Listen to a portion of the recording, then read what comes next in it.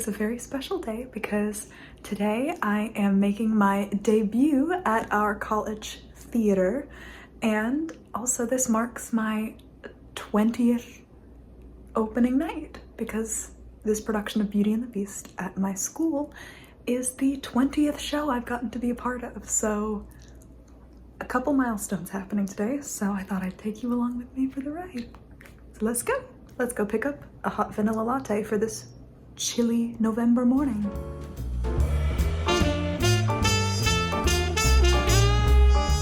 Well, look at us getting matching vanilla lattes.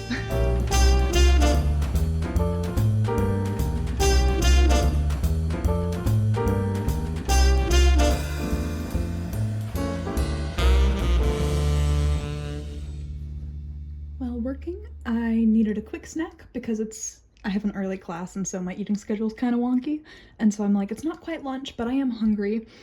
So I thought I'd crack open my pumpkin biscotti from Trader Joe's to pair with my vanilla latte, which has my little Sabrina Carpenter "That's the me espresso" mark on it. Don't mind the sloppiness, it always explodes on me for some reason.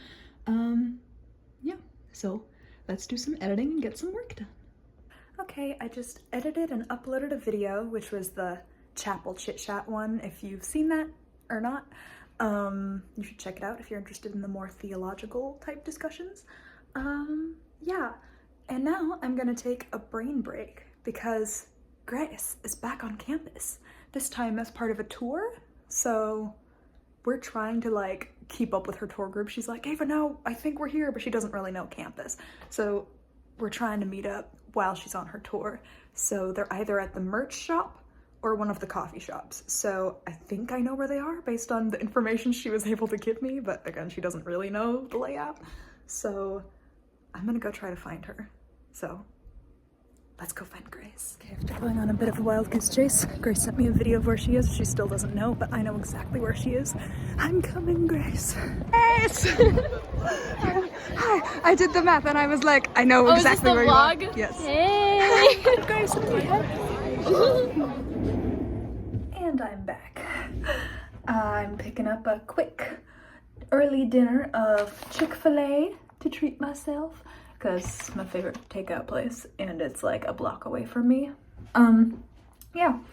And so I'm gonna have this before call time, and then I'm gonna get ready and just put on whatever else I need to stage makeup wise to be ready at the theater while I do my deep talk with you guys. But yes, for those of you who don't know me, hi, my name is Ava Britton and I am a Christian in the performing arts. So I'm also a college student, and tonight is opening night of my first college production. So yeah, this is my video diary series where I talk about being a young Christian woman in the performing arts, and I take you through my days, and we just have these chill hangout vlogs while talking about deeper things too. So it's a nice blend of however you want to view this video series. Yeah, so I'm gonna enjoy my dinner, watch some Seinfeld for a little bit, and then I'll get back to you when it's time to do makeup. Okay, I'm back. It's time to do makeup, so I'm gonna pull my bangs back. Yeah, so it's been kind of nice. This is like the speediest I've been able to do my stage makeup because I used to have the philosophy of I'd go through my school days before tech nights and stuff with no makeup on my face, and then I'd put it all on at once like an hour before hitting the theater. But now I've learned like, hey, I can just like do my normal makeup that I do on a daily basis, which is mostly just eye makeup, and then add the foundation next, and then the eyebrows and the rouge and the lipstick, and then I'm done. And that makes it much easier, and I feel like I get to still have my fun morning routine. Also, pardon me, it's been very dry lately, so I'm fighting a little coughing fit, but I'm not sick, it's just a coughing. I just wanted to talk about how grateful I am to be a part of this production. Because, as I've already mentioned a couple times, this is my debut at the theater company on our campus. I'm very fortunate to be a part of it because there was 105 auditioners for this show, so very, very fortunate to be a part of it in the capacity of performing and to get to do a show that I did when I was 13, to revisit it now that I'm old enough to understand it. Yeah, And this group of people is just so supportive and nice. And even though we all come from different walks of life and we all have different philosophies and different worldviews, everyone is so supportive and loving of each other. And it's like there's no clickiness between like the leads and the ensemble and the people that are seniors and have been there forever and know everyone versus like the freshmen who are playing flower vases or whatever else. It's like everyone is like treating each other like they're best friends with everyone, and it's very inclusive, which I really love. Yeah, it's just such a sanctuary, and I'm really, really fortunate to be a part of this community, and I'm very grateful to have people that are so inclusive and go out of their way to make us freshmen feel welcome.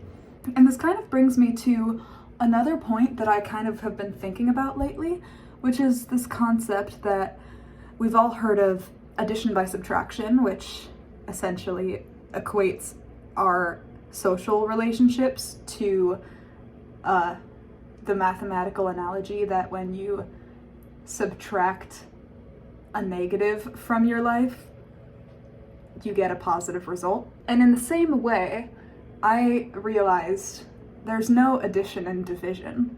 Whenever we see someone who disagrees with us, it's our instinct to fight them on it, or it's our instinct to prove to them why they're wrong and to harangue them for their opinions and their beliefs. But then you think, it goes back to the discussion I just had in the chapel chit chat video, which is like, what does that say about the heart posture behind that argument? Like, is your goal to get that person on your side to understand your perspective? And if the roles were reversed, would you listen to someone who is yelling at you and just not listening to your perspective on the issue and is just being like, you're wrong and you're stupid and this is disgusting and here's my opinion? Like, would you want to be like, oh yeah, I see your side of the story? No, that doesn't make any sense. So why is that the human instinct, to create division in the hopes of gaining support from people that disagree with us? And so if there's no addition by division, what does that mean? What should we be doing instead? This is why Jesus's character and reflecting Jesus's light is so important, because Jesus hung out with all the prostitutes and the thieves. Because we've also heard this analogy in the church, I'm sure, where the doctors don't turn away the people that are sick, because those are the people that need the doctor the most. But if you're healthy, you still go to the doctor to maintain your health. And that's how people view Jesus too, is like, why are the people that believe they found righteousness turning up their noses at people that they deem unclean or impure? It doesn't make sense.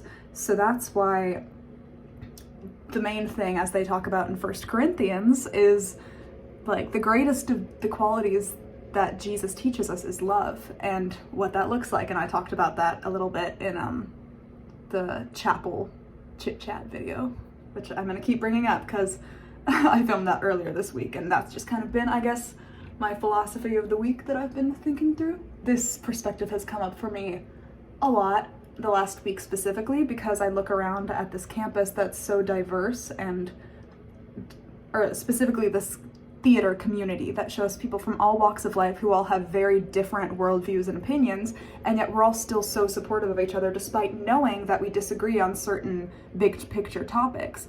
And yet they're still very inclusive and friendly of everyone's opinions, and no one talks about the election or anything else. It's like we're all just here to support each other and to glorify God through our passion for theater and the gifts he's given us there, and other people just do it because they love it. Yeah, and it's just really, really cool to see such support coming from a community that most people would think would be extremely toxic, and which I know from experience is liable to be very toxic, because there's this doctrine of comparison that comes with the arts and subjectivity that comes with the arts. So it's really special and rare when you find a group of people who are supportive. And I'm sure, just like every company, even the good ones, like there's a seedy underbelly somewhere. It's just kind of like, even if it's present, they do a good job of not letting that impact the well-beings emotionally and physically of everyone in the production, and they do a good job of leaving the drama off stage. So I'm just very grateful to be a part of a community as supportive as this, and I hope you get to see a glimpse of that community tonight when I take you with me to our opening night of Beauty and the Beast. We had our preview night, or our soft open, last night. It was a full house. That never happens on preview nights. It's like the preview night was just for students who like couldn't get tickets, because our whole run is sold out. It's crazy.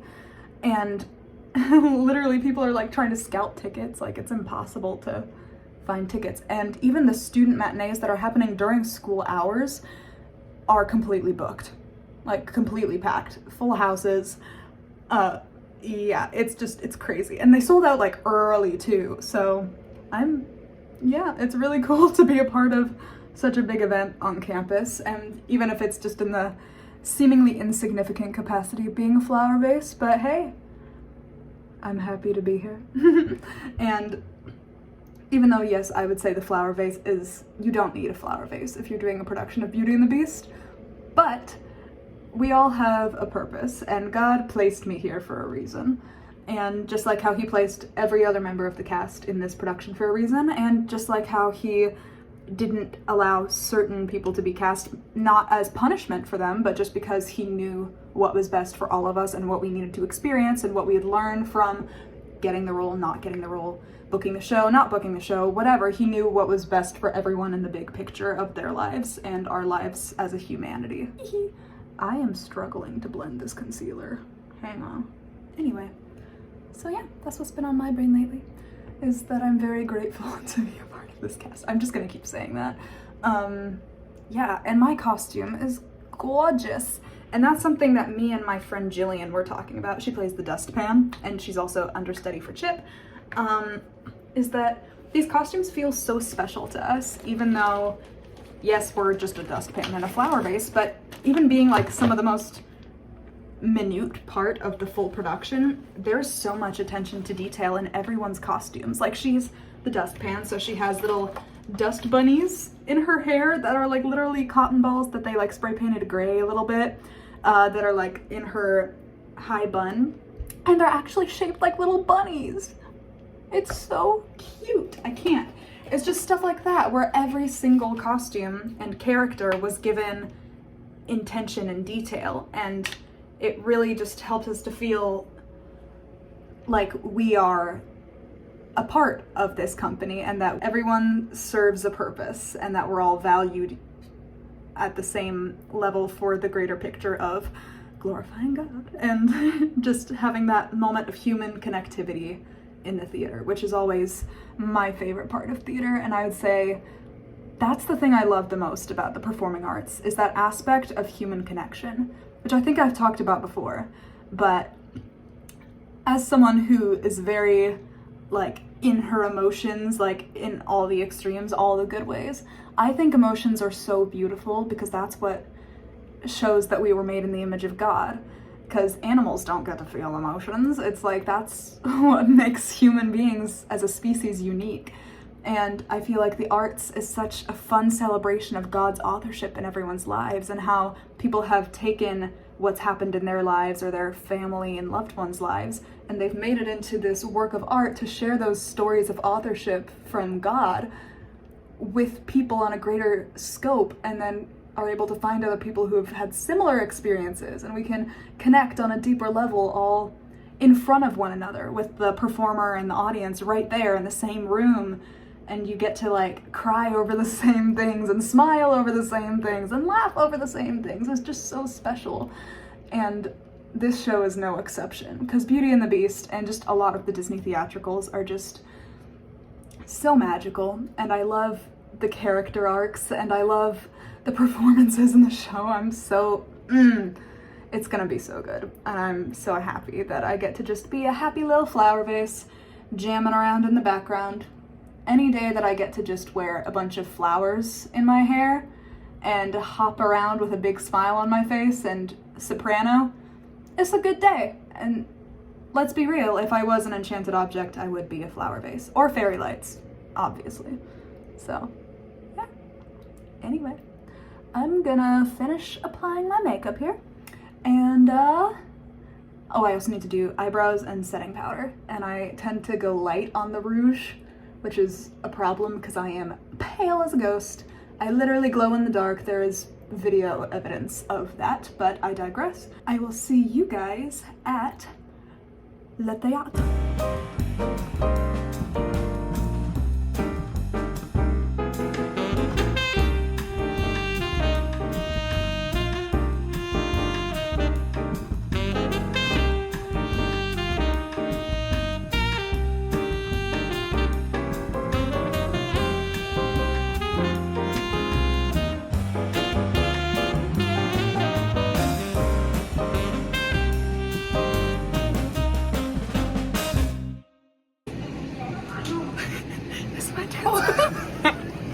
That's my dance buddy.